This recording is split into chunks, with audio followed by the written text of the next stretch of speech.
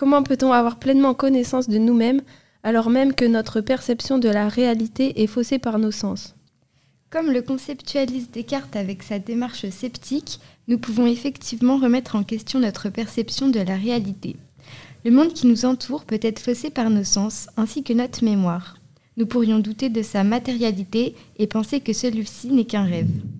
Notre raison propre pourrait être induite en erreur, réduisant les vérités et concepts mathématiques à de simples inventions de l'esprit. La seule vérité dont nous ne pouvons pas douter est que nous sommes une chose pensante. Nous sommes capables de concevoir, d'imaginer et de penser. Il n'y a qu'une idée dont il ne faut pas douter, celle d'exister. Mais si notre faculté à penser participe à définir notre identité, quel rôle joue notre expérience du monde et de quelle manière nous impacte-t-il ? Hilary Putman a réalisé une expérience de pensée qui consiste à disposer des cerveaux dans des cuves qui reçoivent des stimuli envoyés par un ordinateur à la place de ceux envoyés par le corps. On peut penser qu'il est impossible de savoir si nous sommes réellement ou non des cerveaux dans une cuve, illustrant les connaissances erronées que nous avons de nous-mêmes et du monde qui nous entoure. De cette manière, notre identité et notre pensée sont indissociables de l'expérience. Le monde extérieur, au travers des expériences que nous en faisons, participe aussi à la construction de notre identité. Cette idée vient questionner les limites de la thèse rationaliste de Descartes, selon laquelle l'ensemble de nos connaissances provient de l'expérience.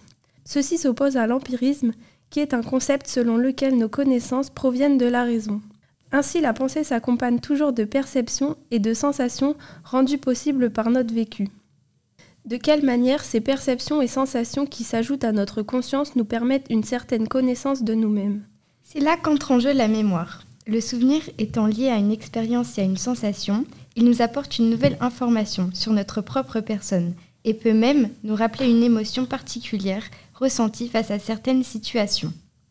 Notre identité prend en compte ce que nous étions grâce à la mémoire et au vécu, et ce que nous projetons d'être.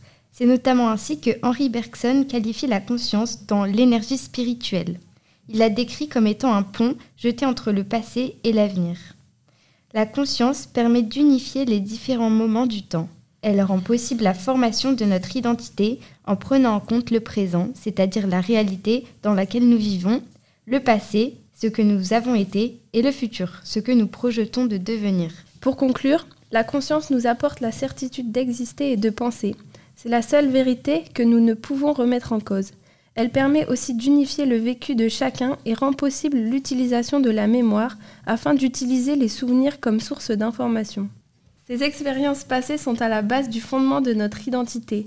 Les sensations et perceptions qui leur sont rattachées influencent notre comportement futur. Cependant, notre connaissance du monde est limitée lorsque notre conscience est corrompue par de fausses informations issues de l'esprit. En trompant notre perception du monde et donc notre expérience, ce sont donc les connaissances que nous pensons tirer à propos de notre être qui sont susceptibles d'être erronées. Les connaissances que nous avons sur nous-mêmes grâce à notre conscience possèdent donc une certaine limite.